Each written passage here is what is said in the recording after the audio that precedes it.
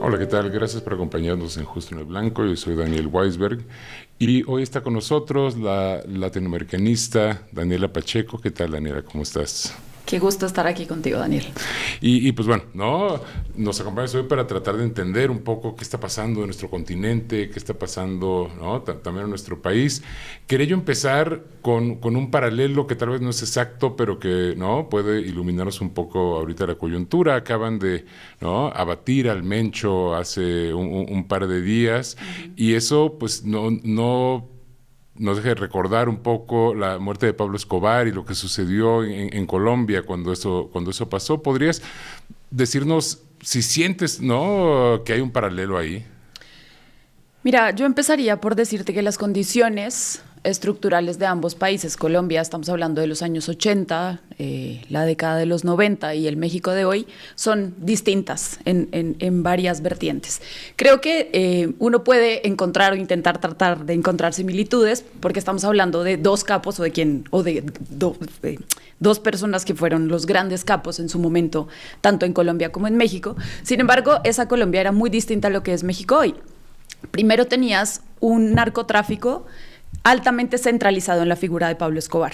Todavía cuando él, digamos, era el capo más importante de Colombia, que además exportaba en ese momento cocaína, no fentanilo como el día de hoy, todo se concentraba en su figura. Es justamente después de su muerte cuando empieza la fragmentación de los cárteles, que además nos lleva a otro problema en Colombia que tiene que ver con la mezcla del narcotráfico con los grupos armados al margen de la ley. Dos, creo que Pablo Escobar le había declarado la guerra central al Estado o al presidente en ese momento de la República en Colombia. De ahí, por ejemplo, que los empezáramos a llamar a los narcotraficantes los extraditables. Y esta famosa frase de Pablo Escobar donde decía, prefiero una tumba en Colombia que una prisión en los Estados Unidos, ¿no? Creo que esa es otra diferencia. Aquí, evidentemente, el narcotráfico también lucha contra las estructuras estatales, pero vemos esa lucha más dentro de los municipios, dentro de las autoridades locales, no de frente contra la hoy, por ejemplo, presidenta de la República o en el pasado con los presidentes. Creo que eso es una diferencia importante. Y este avance digamos casi este perfeccionamiento, qué mal que utilice esa palabra, pero de los negocios del narcotráfico, hoy vemos una estructura mucho más diversificada. No solamente los cárteles manejan el negocio de la droga, hoy sabemos, por ejemplo, que manejan el negocio de la trata de personas, especialmente personas migrantes, o que inclusive el lavado de dinero está mucho más tecnificado a través de una red empresarial. Entonces creo que es distinto. Colombia era un estado mucho más débil en los años 80 y 90, ¿no? Sabíamos que tenían, por ejemplo, lugares en la Cámara de Diputados, en Colombia, bueno, Cámara de Representantes o en el Senado de la República. Creo que era mucho más fácil de encontrar esa relación política con el Estado colombiano.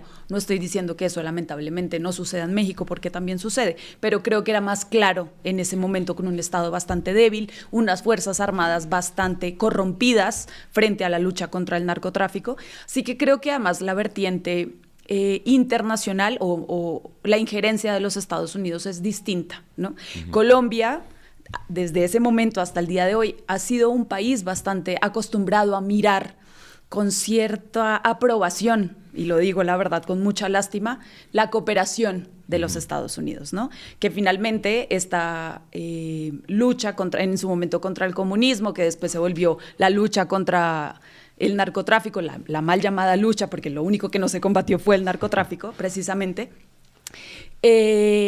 pues hizo que el pueblo colombiano de alguna manera aceptara con normalidad la cooperación militar de los Estados Unidos. Mientras que en México, a lo mejor por la cercanía, hay un poquito más de resistencia. No nos gusta tanto que se metan que con también nosotros. Tiene que ver con la historia que ha tenido México con los Estados Unidos. Y del lado de Colombia, no se nos olvide que hasta el día de hoy Colombia sigue siendo el principal socio militar de Estados Unidos en la región. Por eso adquiere un valor distinto. Seguramente hablaremos de Petro más adelante. Pero ahí está finalmente el choque entre un gobierno como el de Donald Trump y un gobierno soberanista como el de Gustavo Petro. Uno de los temores que ha surgido, ¿no?, ahora después del abatimiento del Mencho, es que se genere violencia, que se genere, ¿no?, que finalmente la caída de un capo genera unos reacomodos que pueden traducirse en violencia. De nuevo, regresando a Pablo Escobar, ¿Qué pasó en Colombia y cómo, no? Si sientes que esto también puede pasar en México. A ver, cuando cae Pablo Escobar, ya venían cárteles como el cartel de Cali, que era de hecho su principal enemigo en ese momento. Sin embargo, irrumpen con más fuerza los grupos al margen de la ley, y no estoy hablando solamente de las extintas Fuerzas Armadas Revolucionarias de Colombia, FARC, que hoy, bueno, hay disidencias evidentemente, pero también de los grupos paramilitares que surgen cuando el expresidente Álvaro Uribe era gobernador de Antioquia, justamente para defenderse, aparentemente estos ejércitos privados, para defenderse de las guerrillas, ¿ya? Cuando hay esta mezcla entre los grupos al margen de la ley y el narcotráfico, además recordemos que cuando hablamos de guerrilla en Colombia estamos hablando de población altamente rural, es decir, gente que conoce la geografía y el territorio. Por eso era tan complicado apresar a la estructura guerrillera en Colombia, ¿no? Son parte del territorio, vienen del campesinado, ¿no? Que se hayan pervertido en los intereses conforme hayan pasado los años, bueno, esa es otra historia. Entonces, eso hacía mucho más difícil, porque finalmente estos grupos armados eran los que cuidaban las rutas del narcotráfico. La violencia justamente era alrededor de la disputa de quién podía sacar la droga de Colombia. Ya sabes, las ciudades que son puertos, sí. Por ejemplo, Buenaventura, que hasta el día de hoy sigue siendo una de las ciudades más violentas de Colombia. Entonces, eso amplificó o fragmentó todavía más a los cárteles, ¿ya? Y además, luego que el Estado colombiano se hace un poco más fuerte, que empieza esta persecución, pues ya necesitas, de alguna manera, camuflarte en la sociedad. Y eso lo vimos, y te lo puedo contar como una anécdota, cuando yo era adolescente o entraba a la universidad, pues era muy fácil que salieras a algún centro nocturno y identificaras fácilmente, pues no estos grandes narcos, evidentemente, sí. Pero estos que en Colombia se le dicen narquillos, de alguna manera pues despectiva, porque se mimetizaban socialmente. Entonces esa fragmentación hizo inclusive que hicieran parte o mayor parte de la sociedad colombiana, y eso es una cosa gravísima, porque la cultura del narco nos permea hasta el día de hoy. Tiene que ver con la estética, tiene que ver con una presión social sobre las mujeres, tiene que ver con una presión económica sobre las personas que no tienen otras oportunidades de trabajo y se ven orilladas a ser parte de las estructuras del narco. Ahora, en México, insisto, la estructura del Estado es completamente distinta, ¿no? Tienes una presidencia absolutamente fuerte, lo dicen los más de 70% de popularidad por bajo que te den las encuestas a la presidenta Claudia Sheinbaum, y un ataque decidido, además, a no ir solamente tras la cabeza. Creo que países como Colombia nos han demostrado que eso lo que hace es fragmentar todavía más la guerra. Sin embargo, lo que hemos visto con el nuevo secretario de Seguridad, con Omar García Harfuch, es también fortalecer la inteligencia, ¿no? Es ir tras las redes que soportan económicamente el negocio del narcotráfico. De hecho, si sobrevive el narcotráfico es porque económicamente hay ciertas salvaguardas que no se han combatido pues años antes. Y bueno, también está, ¿no?, la parte de la Secretaría de Gobernación, de Rosa Isela Rodríguez, con esta atención a las causas, donde sí. ¿no?, al mismo tiempo se ataca, ¿no?, pero también las causas que hacen que los jóvenes se integren al narco. Sí, justamente, y aquí, por ejemplo, me gustaría volver a Colombia con el Gustavo Petro de hoy, que de alguna manera tiene bastante internalizado eso que ha hecho los últimos 2 gobiernos de la transformación en México, y es atacar las causas, es quitarle al narcotráfico a ese joven que en la ruralidad solo tiene 2 posibilidades, o ser narco o ser militar, ¿no? Básicamente a eso se reduce en ciertos lugares de Colombia. Y el presidente Petro lo ha entendido muy bien, de ahí también la molestia de hablar de soberanía, de hablar de nacionalización de recursos naturales, ¿no?, de lo que le pertenece al pueblo colombiano o lo que le debería pertenecer a los pueblos latinoamericanos. Eso también tiene que ver, o es uno de los factores que ha hecho que la relación con Donald Trump pues se tense, aunque ahora veamos que están en un periodo de tregua. Y justamente hablando de Petro y de esta tregua con Trump, ha habido, ¿no?, voces críticas de esta reunión que tuvo con Trump, sí. y de este que parece como un cambio de, ¿no?, pues no sé si de perspectiva, pero un cambio en el discurso del gobierno colombiano. ¿Cómo lees tú esto? Yo no creo que sea un cambio, o bueno, a ver, sí. Si lo ponemos en términos más pragmáticos, sí es un cambio, pero no obedece a que el presidente Gustavo Petro piense hoy distinto sobre la política injerencista de los Estados Unidos. Creo que el presidente Petro tiene clara que tiene claro que nosotros nos vamos a elecciones en marzo, legislativas, en abril, presidenciales. Miren lo que pasó en Honduras. Sí. Hoy el presidente de Honduras, ¿no?, un abierto seguidor de Donald Trump, cuya campaña se hizo desde los Estados Unidos. Hoy es el presidente de Honduras, después de que teníamos la primera presidenta mujer y de izquierda, sí, en ese país centroamericano. Entonces creo que lo que vimos fue un estadista haciendo lo que le tocaba hacer, es decir, anteponer los intereses del pueblo colombiano y dejar de lado pues seguramente lo que él piensa del presidente Donald Trump, ¿no?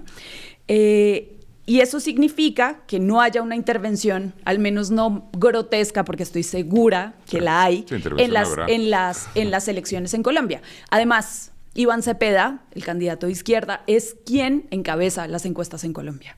Sería un balazo en el pie seguir tensando la relación con los Estados Unidos y poner además a Trump en un papel de mayor protagonismo en lo que van a ser las elecciones en Colombia. Entonces creo que es lo que tendría que haber hecho un estadista pragmático. Petro sigue siendo el mismo hombre de izquierda, latinoamericanista, soberanista, exguerrillero, así no les guste, así Trump lo desdeñe por su condición anterior, pero el presidente Petro sigue siendo el presidente Petro y está cuidando que a Colombia nos costó llegar a un gobierno de izquierda, 200 años de república y bastantes candidatos de izquierda a la presidencia asesinados. Por eso, por ser de izquierda. Entonces creo que más bien estamos ante un presidente que leyó muy bien el momento político y electoral. Y bueno, no, finalmente el presidente Petro además ha tenido que gobernar sin mayorías, ha tenido que gobernar, sí, ¿no?, en contra del Congreso. Y pues bueno, imagino que también lo que se busca es que en estas nuevas elecciones finalmente el pacto histórico pueda, además de tener la presidencia, ¿no?, poder pasar leyes, poder tener la posibilidad de transformar a Colombia más. Que es el gran talón de Aquiles cuando normalmente, que no pasa en México, México sigue siendo una cosa casi aparte de América Latina en ese sentido, de ganar la presidencia, pero no ganar el Congreso. Le ha pasado a Lula en Brasil, que tiene un Congreso contrario, y eso dificulta que las reformas, además, o la promesa de reformas que te llevaron a la presidencia, no puedan ver la luz finalmente cuando eres presidente. Le ha pasado a Petro, digamos, la única... bueno, han sido algunas reformas, pero de las más importantes que ha logrado pasar fue la reforma fiscal, donde todavía había una luna de miel muy inicialmente con el Congreso de Colombia. Sin embargo, y además conforme se van acercando las elecciones y ven que es el candidato de izquierda quien las encabeza o encabeza las preferencias del voto, pues te empiezan a decir no. Absolutamente todo. No reforma la salud, la reforma laboral la lograron pasar con bastante dificultad de algunos cambios, pero se logró. Sin embargo, hoy una de las principales críticas al gobierno del presidente Gustavo Petro es justamente la salud. Una salud completamente privatizada en Colombia, que cuando intentas después de décadas ponerla nuevamente en donde debería estar, que es en el Estado, la responsabilidad de la salud como un derecho básico debería estar en el Estado, pues el Congreso te dice no y empieza a torpedear. Y finalmente el malestar pues es social. La gente dice, bueno, ok, eso es una relación política, ¿por qué tengo yo que pagar el plato roto de que finalmente la reforma de la salud no se haya dado? Entonces, sí es un gran problema, sí creo que también hay que apostarle no solamente a ganar la presidencia, sino a ganar las dos cámaras. Nosotros somos un país bicameral que permita finalmente que además todas esas reformas del presidente Gustavo Petro, no quiere decir que Iván Cepeda sea una continuación directa del presidente Gustavo Petro, pero sí es una continuación de lo que debería ser la consolidación de la izquierda en Colombia. Y justo eso, Iván Cepeda no era necesariamente el candidato favorito del presidente Petro, no era necesariamente en quien él veía la continuidad de su proyecto. Si se logra la victoria de Iván Cepeda, ¿se prevé una ruptura? No, la verdad no creo. Creo que también apelaría nuevamente al pragmatismo del presidente Gustavo Petro. Iván Cepeda es un hombre que ha logrado lo que otros candidatos de izquierda, tal vez otros que le gusten más al presidente Gustavo Petro, que es llegarle a este, no me gusta, este mal llamado centro, ¿no? Estas personas que no logran encontrar una identidad en la izquierda, pero que tampoco votarían por la derecha. Y creo que Iván Cepeda ha sido este hombre conciliador, no de ahora. Iván Cepeda ha dedicado su vida a la paz y a la búsqueda del cumplimiento de los derechos humanos en Colombia. Creo que eso es lo que lo caracteriza principalmente. Y cuando logras que este sector de centro no te vea con malos ojos siendo el candidato de izquierda, Eso es un logro. Y creo que el presidente Gustavo Petro está bastante consciente, es un lobo curtido en la política, es lo único que ha hecho toda su vida. Entonces yo no creo que haya una ruptura, creo que sí vamos a tener a un presidente independiente del presidente Gustavo Petro, con el respeto de continuar con el legado que la izquierda en estos 4 años, que no es nada comparado con todos los años de derecha que tuvimos que soportar, pueda ir consolidando si gana la presidencia de la República. Y bueno, y ahora Colombia además se encuentra en una posición complicada geopolíticamente porque está rodeada de países ahora gobernados por la derecha y de Venezuela, que se encuentra en una posición muy complicada también. Sí, y yo creo que también cuando el presidente Trump empieza estos acercamientos, que evidentemente no son ideológicos, no son por gusto, con Colombia también pasa porque somos el país vecino de Venezuela.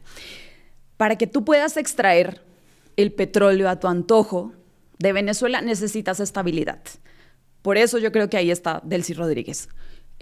Yo no creo, bueno, nadie me está preguntando mi opinión, pero yo no creo que haya sido una traición, fueron condiciones de ¿es esto o esto? ¿No? Creo que es una mujer profundamente convencida de la revolución bolivariana.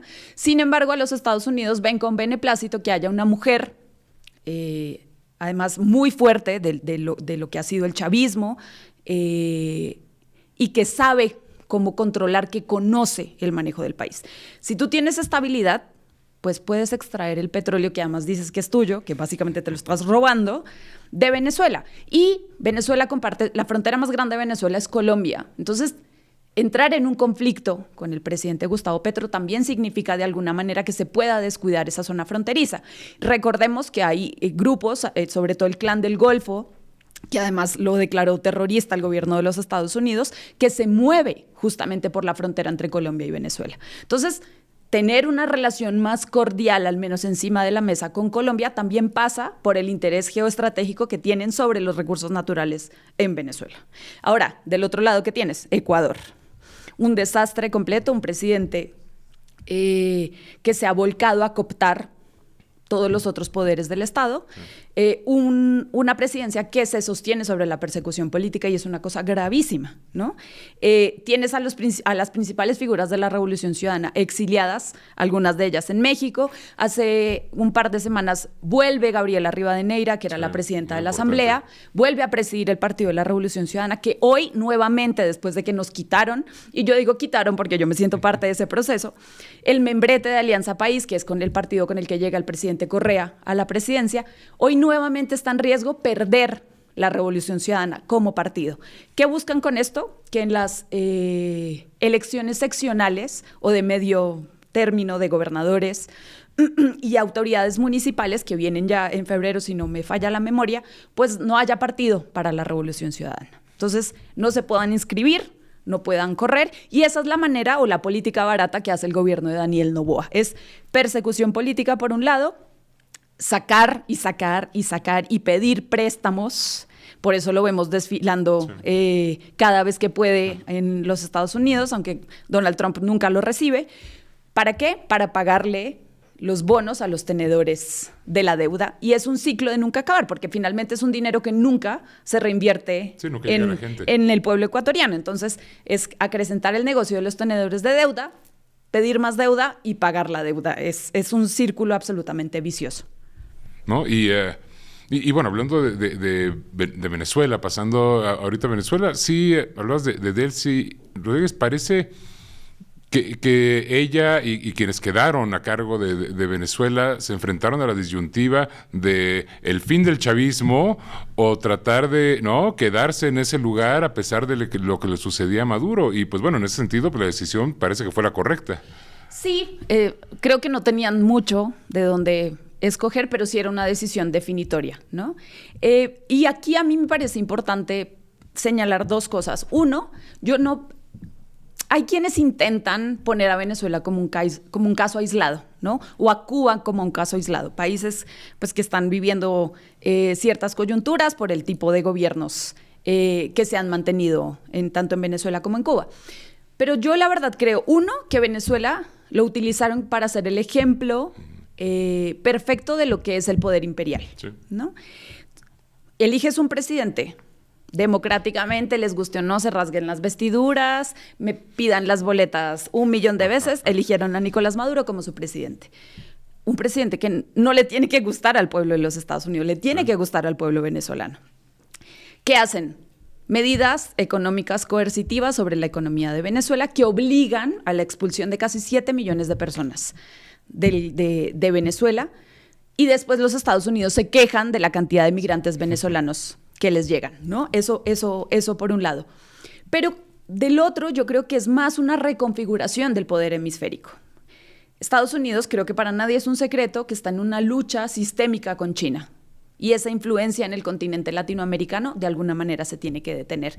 Del otro lado, una crisis energética y de recursos que viven los Estados Unidos, y como siempre han hecho, han trasladado los costos de su política interna, ¿a dónde? Al exterior, especialmente a América Latina. Aquí el tema no es ideológico, aquí el tema se llama recursos naturales, y América Latina es una gran reserva de recursos naturales. La mayor reserva probada de petróleo del mundo hoy está en Venezuela, ¿ya? Entonces, secuestro al presidente, saco el petróleo, ¿no? Lo extraigo y además me lo tienen que vender y a mí, o sea, el único comprador del petróleo voy a ser yo bajo las condiciones que yo, como poder imperial, le imponga a Venezuela. Recuerdo que todo el mundo, cuando capturan, secuestran a Nicolás Maduro, Venezuela libre. Seguramente te lo encontré. ¿Libre de qué? O sea, perdón, ya volvieron los 7 millones de personas que viven fuera de Venezuela a Venezuela. Yo me imaginé que si les preocupaba tanto la democracia de Venezuela, iban a estar hablando de la operación retorno, de los migrantes, ¿no? De cómo iba a ser una economía boyante ahora que el manejo se hace desde los Estados Unidos. Por supuesto que nada de eso ha sucedido. O sea, ¿qué prueba más necesitamos para entender que a Estados Unidos le importa un carajo la democracia de los países latinoamericanos? Que le importa un carajo el pueblo venezolano, que le importa un carajo las diásporas venezolanas. Entonces, se pone sobre la mesa algo muy peligroso, y es que ya no puedes escoger ser un pueblo soberano, ¿no? Entonces viene un mensaje disciplinador de, a ver, si haces esto, te pasa esto. Por ahí países que tienen también intentos soberanistas de decidir su propio destino, pues aquí está. Eso es lo que les puede pasar. Antes del secuestro de Nicolás Maduro nos parecía impensable que fueran capaces de entrar a un territorio y secuestrar a un presidente o una presidenta. Ya el antecedente está. O sea, ¿qué les detiene hacerlo en otro país cuando vayan por el litio? Claro, ya no tienes que pelear con el presidente de Chile, ya tienes al el representante de la dictadura de Pinochet como presidente electo, ya ganó en Bolivia la derecha. Bueno, existen otros mecanismos, pero ya hay un antecedente y eso es bastante peligroso para la democracia en América Latina. Y bueno, y lo triste es que de repente volteas a ver la prensa, volteas a ver, ¿no?, lo que está, de lo que se habla en el mundo, y parece que ya se nos olvidó que Nicolás Maduro sigue arrestado en Nueva York y su esposa también, ¿no? Nadie habla de Nicolás Maduro ahora. Y al mismo tiempo, esta estrategia de Trump y de Estados Unidos pues ha tenido mucho éxito. Ahora realmente fuera de México, Colombia, Nicaragua, Brasil, pues ya prácticamente toda América Latina está gobernada por la derecha, y una derecha además que se hinca ante Trump. Sí, y aquí también hay otra cosa que a mí me parece bastante preocupante, y es que no es una lucha solamente contra estos países, contra Colombia, contra México de alguna manera, contra Brasil, sino que es una lucha contra cualquier alianza latinoamericana. Cuando le dicen a los países que los van a castigar con un 30% de aranceles si le envían petróleo a Cuba, estás rompiendo cualquier intento de unidad latinoamericana, sí, ¿no? Estás impidiendo que Colombia hable con México, se pongan de acuerdo, ¿no? Eso es una cosa gravísima. Y el tema es que además seguimos respondiendo de manera aislada. Yo entiendo que por las coyunturas nacionales, cuando eres un presidente de izquierda, una presidenta de izquierda, te pasas la mitad de tu gobierno defendiéndote de ataques para que no te metan a la cárcel. Insisto, México es una cosa bastante distinta. Los gobiernos de la transformación han consolidado un apoyo popular real de movilización, de organización, y eso es distinto. Pero el presidente Petro se la pasa un día así y al otro también respondiendo a todos los ataques de la prensa, especialmente cuando estamos hablando de elecciones.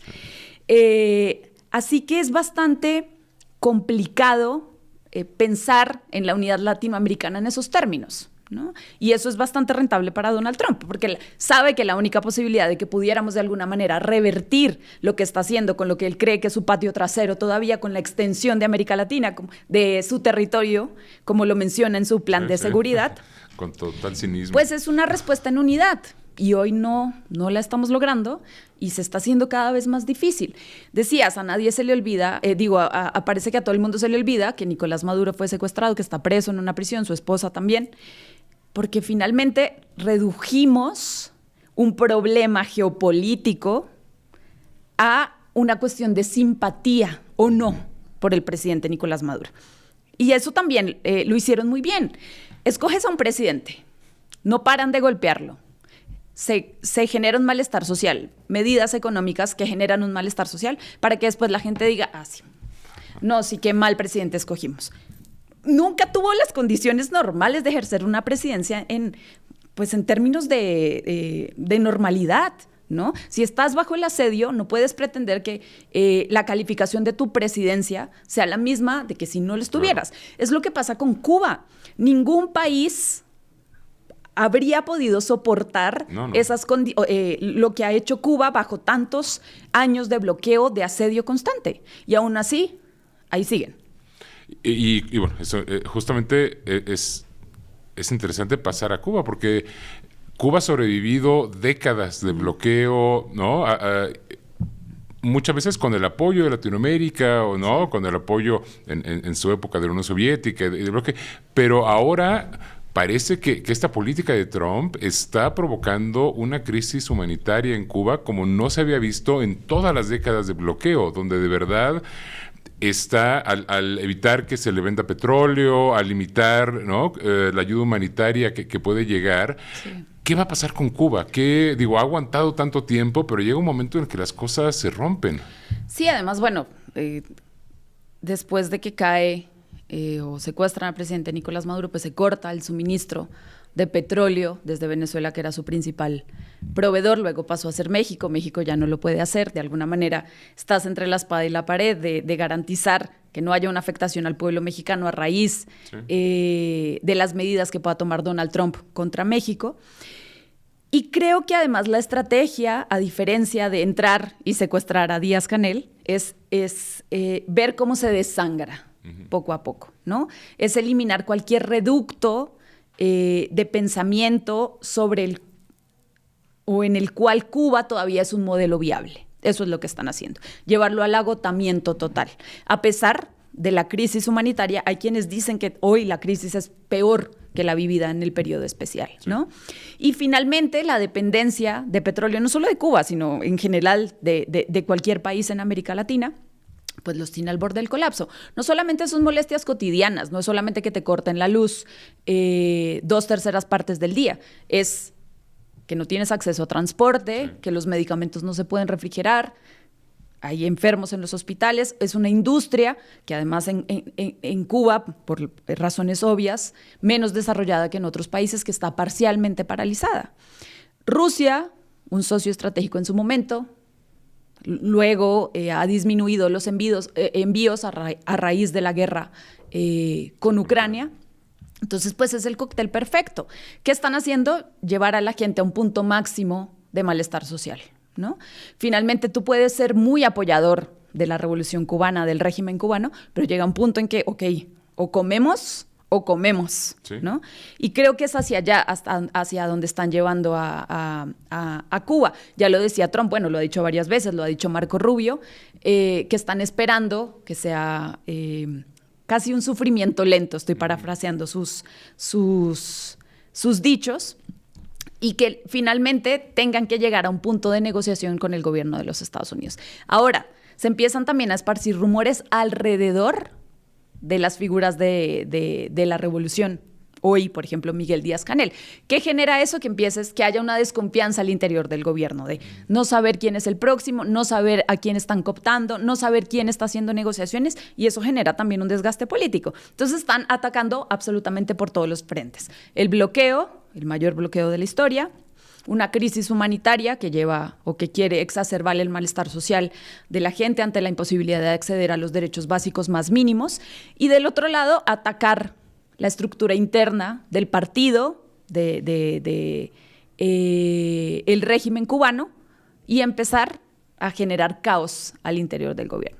Finalmente, si las cosas siguen como están, a pesar de que hay gobiernos solidarios como el de México, que ha hecho maromas prácticamente para poder enviar ayuda humanitaria, pues no hay quien aguante condiciones de esta manera. Y es una pena, porque finalmente volvemos al mismo tema.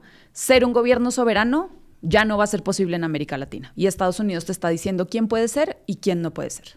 Sí, y hablabas de todos los venezolanos que fueron, ¿no? Que tuvieron que salir de Venezuela por la crisis económica. Lo mismo pasa en Cuba. De pronto hay una, ¿no?, diáspora cubana porque las condiciones internas se vuelven insostenibles. No porque no apoyen a la revolución, sino porque tienen que salir para vivir. Y que no nos extrañe, claro, son muchas menos personas, pero que no nos extrañe que el fenómeno que se vivió con Venezuela pues empiece a vivir nuevamente con Cuba. Yo quiero ver a los países que le echan la culpa de su inseguridad a los migrantes, ¿qué van a hacer ahora que también haya una diáspora cubana después de la presión que está ejerciendo los Estados Unidos sobre la isla? Y bueno, ¿no?, pensando en esto que está pasando en Venezuela, en Cuba, ahora las elecciones que vienen en Colombia, con el riesgo, a pesar de lo que ha tratado de hacer el presidente Petro, de la intervención estadounidense en las elecciones, ¿qué podemos esperar este año, ¿no?, este 2026 en cuanto a, ¿no?, a la situación latinoamericana? Mira, yo creo que vamos a entrar en una fase de resistencia. Si ganamos las elecciones en Colombia, es decir, si triunfa la izquierda, porque ese debería ser el verdadero triunfo del pueblo latinoamericano, pues vamos a seguir en este constante enfrentamiento ante las medidas de Donald Trump, ¿no?, que básicamente tienen que ver con ejercer la mayor presión que puedan sobre los territorios latinoamericanos para cooptar los recursos. Cuando los países empiezan a hablar de nacionalizar recursos naturales, cuando empiezan a hablar de empresas estatales, cuando empiezan a hablar de regulación nacional, cuando empiezan a hablar de cooperación regional, Estados Unidos salta. Ahí tienes a Cast, ya no tienes que saltar, pusiste un presidente. Pasaba en Bolivia, ya pues no hay que te lo impida, hay un presidente de derecha. Tienes a Daniel Noboa, que el 4 de febrero viajó a Estados Unidos a entregarles básicamente a las mineras transnacionales el territorio ecuatoriano. De regreso, lo primero que hace es mandar al legislativo una ley minera. ¿Qué hace? Pone toda la infraestructura del Estado, es decir, la promesa de instalarles electricidad, transporte, seguridad. Las Fuerzas Armadas ahora van a tener que prestarle seguridad privada a las mineras transnacionales. Esas son las condiciones y eso es lo que hacen los presidentes de derecha cuando llegan a América Latina. Y ese es finalmente el interés número uno de los Estados Unidos. El triángulo del litio, más del 50% de las reservas de litio a nivel global, tiene que ver también con la transición energética, con quién va a dominar en el futuro el tema de las baterías, de los autos. O sea, es reconfigurar las relaciones de poder. Cuando tú hablas de soberanía, le estás diciendo a Estados Unidos, estoy renunciando a ese modelo extractivista que por décadas ha primado en América Latina. Y Estados Unidos dice no, porque eso cambia las relaciones de poder. Eso hace que los países dejen de ser exportadores de materia prima y empiecen a ser, digamos, una especie de negociantes con capacidad, ¿no?, cuando estás sobre esa cantidad de recursos naturales. Y eso es lo que no va a permitir Estados Unidos nunca. Nosotros estamos condenados, bajo su doctrina, a ser siempre los exportadores de materia prima, a que nos pongan los presidentes y a que los pueblos le digan no cuando al presidente de los Estados Unidos no le gusta el candidato que va a correr las elecciones. Y bueno, ¿no?, recuerdo la cascada neoliberal en los 90 que cubrió, ¿no?, toda Latinoamérica, cubrió neoliberales. Y esto que estamos viendo ahora parece un poco peor, parece que es una derecha, ¿no?, un poco más sucia, un poco más entreguista, un poco más dura. Sí, además creo que, claro, no es un mérito, pero de las cosas que ha hecho Donald Trump es volver a poner sobre la mesa el poder imperial sin ninguna matiz, ¿no? Con los gobiernos de Barack Obama, de Biden, parecía que estas medidas de coerción sobre los países latinoamericanos eran más sofisticadas, ¿no? El bloqueo económico, pero ahora Trump volvió al despliegue de las botas en América Latina. Esto de poner un buque, el buque más grande guerra del mundo, creo que decía Donald Trump, sobre las costas del Caribe, sí, en Venezuela, pues era casi un spot publicitario. Tú prendías el televisor, un comercial de los Estados Unidos, de la grandiosidad de los Estados Unidos, de la grandeza en territorio latinoamericano, ¿no? Entonces, creo que se perdió la vergüenza de la derecha. Ya no tienes que fingir que eres democrático para ganar las elecciones. Lo único que tienes que hacer es mostrar a la izquierda o al otro como tu enemigo. Ahí está el enemigo externo de los Estados Unidos, los latinoamericanos. El enemigo interno, los inmigrantes indocumentados. Es eso, simplemente mostrar todo el poderío, todo el arsenal grotesco que tienes para ejercer el monopolio de la violencia sobre esos que consideras distintos y ya está. Ahí está el triunfo de la derecha. Acabar con la izquierda, acabar con la democracia, acabar con cualquier intento de soberanía o con cualquier grupo distinto a lo que yo necesito para consolidar el poder de los Estados Unidos. Tienes a Kast, o sea, cuando eligieron a Kast, yo decía, no puede ser el presidente más a la derecha después de la dictadura de Pinochet. Ahora, yo no soy una gran defensora de lo que haya hecho Gabriel Boric, pero después de las conquistas sociales y de la salida a las calles de un sector que fue el que, digamos, allanó el camino para que alguien como Gabriel Boric llegara a la presidencia y que llegue un tipo como Kast a gobernar, creo que tenemos que hacer un proceso de autocrítica, pero sí tenemos que poner sobre la mesa lo virulenta que se ha vuelto la derecha en nuestros territorios. Y además lo de Chile es particularmente triste, porque sí, Chile estuvo tan cerca de tener una nueva constitución progresista, tan cerca de tener una transformación sistémica, radical, que de verdad cambiara el país para siempre. Y no solo se perdió esa oportunidad, sino que ahora tiene un gobierno que pues hace que Pinochet de pronto parezca medio de centro. Sí, bueno, y además que tú digas abiertamente que eres un seguidor, un defensor de lo que hizo Pinochet, es una cosa que debería preocuparnos. El tema de la Constitución, por ejemplo, errores políticos, ¿no? Cuando se hizo el primer intento de aprobar la primera Constitución, Boric lo convirtió en un ejercicio personal de aprobación o desaprobación de su gobierno y eso fue un gran error. Sí. No estoy diciendo que ese haya sido el único motivo, pero era un presidente que no tenía los cimientos lo suficientemente fuertes para, de alguna manera, volcar lo que podría haber sucedido en el cambio de la Constitución. El principal problema, o creo que la forma más barata de hacer política, ha sido el miedo. Y eso lo han sabido leer muy bien los gobiernos de derecha.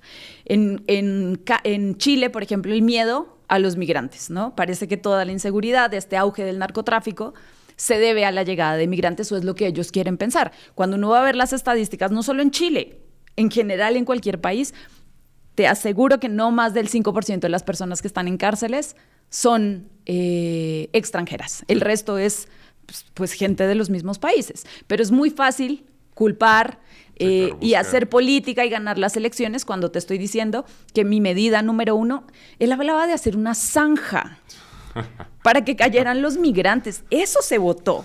Es una locura, pero está la insatisfacción que tienen hoy por hoy ciertas poblaciones con ciertos presidentes que pues de alguna manera se orilla a las personas a escoger estas opciones de verdad que a mí me parecen impensables, pero bueno, ahí tienes a Kast eligiendo a 2 ministros de la cartera de Derechos Humanos, y ya no recuerdo la otra, abogados defensores de los militares en la dictadura. Esas son las personas que van a defender los derechos humanos de los chilenos y las chilenas los próximos años en Chile. Pero si algo irracional está pasando en los electorados de muchos países latinoamericanos, me parece.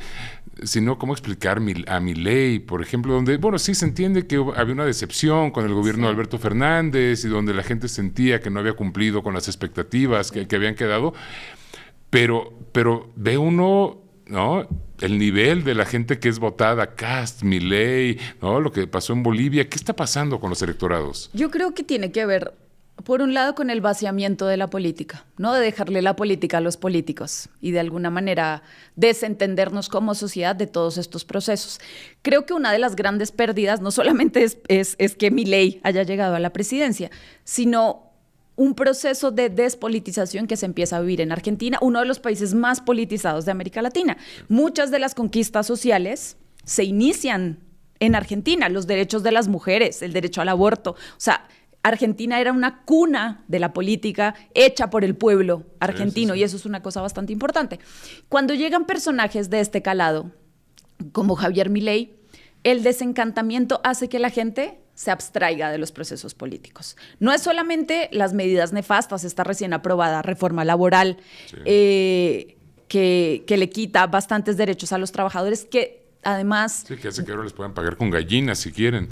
Debilita a los sindicatos, siendo el poder sindical uno de los más importantes en Argentina, por ejemplo, ¿no? De las grandes conquistas de los trabajadores se hizo a través del poder de los sindicatos en Argentina. Entonces, no es solamente las medidas que toman tan nefastas para los pueblos, sino que los pueblos se empiezan a alejar de la política. Y eso es el escenario perfecto para que no sea Milei, sino Milei 2, Milei 3, Milei 4. Y no solo en Argentina, sino en otros países. El desencanto es tal con los y las... Bueno, sobre todo porque casi todos son hombres, los líderes que están al frente de los países, bueno, llamémosle presidentes porque líderes no son, que la gente deja de participar. Y ese es el escenario perfecto para que, por ejemplo, estas medidas económicas nefastas tengan lugar en América Latina. Y que es interesante porque es algo que el expresidente López Obrador en México siempre dijo que era parte fundamental, donde no importaba si se hablaba a favor o en contra de su gobierno. Lo importante era que todo el mundo estuviera politizado, que todo el mundo estuviera hablando. Quisieran a la Cuarta Transformación o no leyeran los periódicos de derecha o los medios alternativos. Y la presidenta Claudia Sheinbaum lo ha mantenido, ha mantenido esta politización permanente. Sí. Y el odio de las élites también viene a eso. Como tú, campesino, como tú, trabajador del campo, vienes a opinar de política, a mí que yo estudié ciencia política o que estudié economía en las grandes universidades de los Estados Unidos.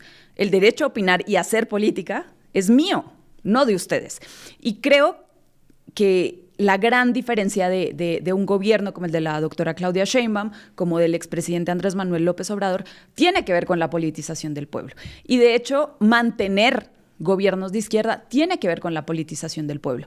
Lo que pasó en Ecuador con la traición de Moreno, que no nos gusta decirle Lenin, por obvias razones de Moreno, por supuesto que el culpable es el que traiciona, ¿no? Porque hay que cuestionar a los traicionados.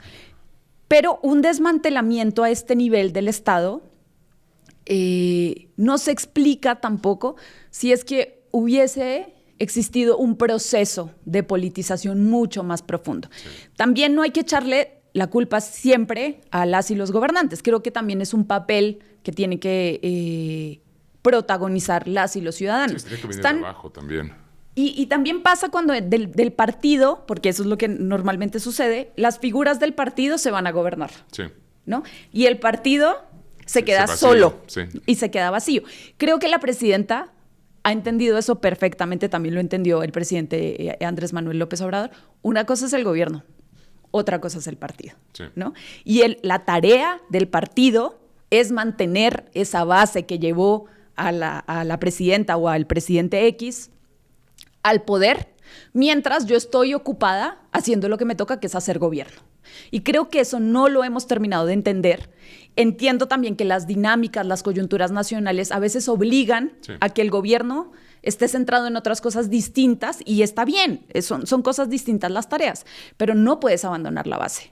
Porque ellos no van a tener, y cuando digo ellos me refiero a la ultraderecha, a la derecha, a Trump, llámese Trump 1, Trump 2, no van a tener reparo en cooptar todo eso que se quedó abajo desprotegido, y ahí tienes que haya ganado un tipo como Javier Milei, que no es que cuando fue presidente nos enteramos de la clase de persona que era, creo que lo dejó clarísimo en la campaña, ¿no?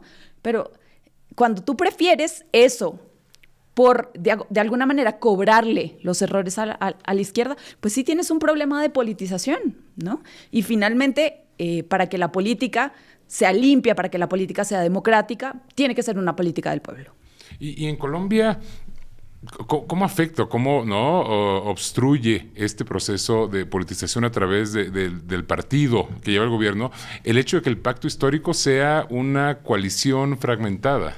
Sí, a ver, ha sido complicado. Inclusive ahorita Iván Cepeda, lo que hizo el CNE, el Consejo Nacional Electoral, es impedirle su participación en estas votaciones internas. ¿Para qué? Para que salga otro candidato de izquierda y en primera vuelta pues le empiece de alguna manera a quitar votos. Uno diría, bueno, pero esas personas que votaron por el candidato de izquierda van a votar en la segunda vuelta. No funciona así, sí. No es un 50-50. Y lo hicieron finalmente para debilitar a Iván Cepeda. Creo que uno de los problemas también de la izquierda, y aquí me voy a tomar las palabras del expresidente Rafael Correa, es esta incapacidad que tenemos a veces para ponernos de acuerdo, ¿no? En este discutir de lo que exactamente, de lo que creemos que debe ser, del deber ser, ¿no? Del proyecto país, la derecha sigue aprovechando, ¿no? Y eso es lo que está pasando de alguna manera o ha pasado con el pacto histórico. Además, también bastante golpeado por la institucionalidad colombiana, de permitir la inscripción, de luego no, de cancelarte el registro, porque a eso el lawfare también es parte de eso. Claro. ¿No? Entonces, esto de quitarle el sello a la Revolución Ciudadana, de otra vez robarse el partido para que no puedan participar en las elecciones, esto de torpedear la inscripción del pacto histórico en Colombia, de algunas figuras de la política colombiana, pues tiene que ver con eso, con la extensión del lawfare, con disciplinar al distinto. Y además el lawfare siempre va en contra, o sea, para que sea lawfare tiene que ir en contra de los candidatos progresistas. A mí no me vengan a decir que hay lawfare contra la derecha, porque eso no existe, por naturaleza no es posible. Entonces, creo que esa disyuntiva ha sido importante en Colombia, también tiene que ver con que después de 200 años pues tenemos el primer gobierno de izquierda. Creo que eso a veces nos toma por sorpresa, ¿no? Como que no sabemos organizarnos, no sabíamos que ya nos tocaba ganar la presidencia, después de además de que Gustavo Petro pierde contra Iván Duque en las elecciones anteriores. A veces no tienes los cimientos tan fuertes para entrar en este debate.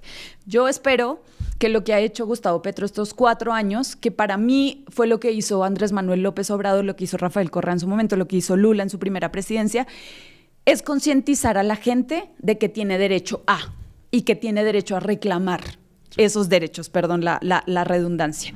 Creo que el pueblo, sobre todo las personas más pobres, sientan que no es un regalo, que no es una concesión, sino que es un derecho. Eso es lo que realmente transforma. Yo espero que eso es lo que haya hecho el presidente Gustavo Petro. Francia Márquez, vicepresidenta, un país racista, clasista, sí. Profundamente como Colombia. Ella, con todos los errores que haya podido cometer como vicepresidenta, etcétera, se puso sobre la mesa el racismo en Colombia. Sí. Eso es una cosa importantísima, ¿no? Nadie cuestiona, o sea, sí, era simplemente, exactamente, sí. ¿No? Entonces, que esos aspectos se empiecen a cuestionar, para mí es un gran triunfo, ¿no? Creo que eso es un cambio social, hay una base del 30-35% en Colombia de izquierda bastante fuerte. Veamos, yo creo que con Iván Cepeda se puede extender, empezando, es una persona mucho más conciliadora, el presidente Gustavo Petro es bastante confrontativo. Creo que ahí, por ejemplo, puedo hacer un paralelo entre Andrés Manuel López Obrador y la presidenta Claudia Sheinbaum, ¿no? Sí. Y eso hace que haya otros sectores que tal vez los veías alejados en una primera presidencia que regresen y es mejor siempre tenerlos de tu lado, ¿no? Entonces, creo que ahí podríamos hacer un paralelo si es que Iván Cepeda, espero que sí, gana la presidencia de Colombia. Y bueno, ya para ir cerrando, ¿no? En los 90 tuvimos una Latinoamérica completamente dominada por el neoliberalismo, pero esa época provocó una reacción en los pueblos que trajo esta primer ola democrática de izquierda en el principio, ¿no? En la década de los 2000. Eso significa que pues, esto no dura para siempre y que mientras México, Colombia, Brasil tienen que mantenerse un poco como faros, pues eventualmente esperemos que los pueblos del resto de Latinoamérica retomen el camino y piensen por su propio bien. Sí, a ver, cuando ganó Milei o cuando ganó Noboa había quienes hablaban de la derechización de los pueblos. Yo creo que eso es parcialmente cierto, pero parcialmente no.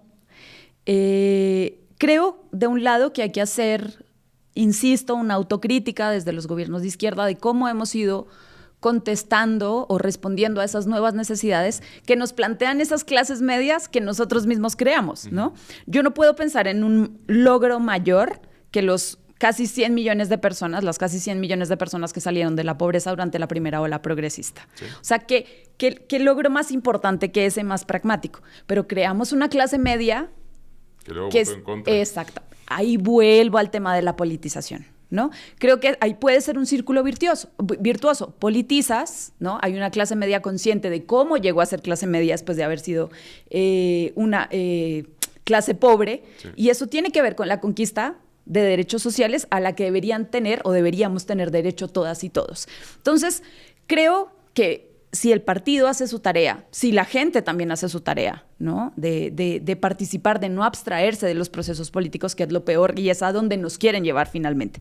El que no estemos hablando hoy del secuestro de Nicolás Maduro tiene que ver con eso, claro. Porque era un tipo que nos caía mal, ¿no? Entonces, bueno, ¿cómo vamos a estar discutiendo de la reconfiguración del poder en el continente? Nada.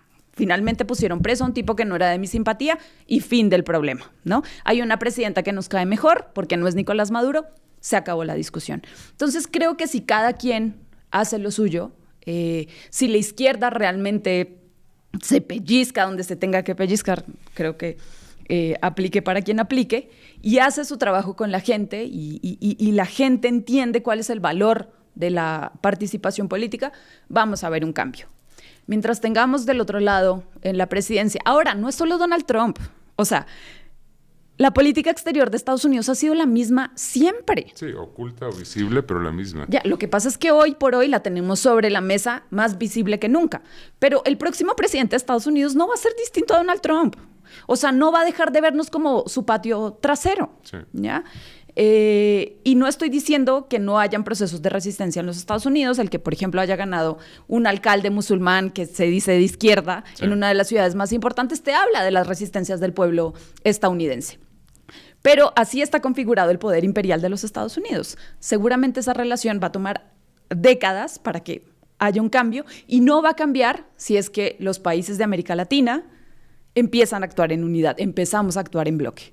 Así que, pues, el reto es mayúsculo, pero yo siempre tengo esperanza. Pues muchísimas gracias por estar con nosotros, Daniela Pacheco, y muchas gracias por ver Justo en el Blanco. Nos vemos a la próxima.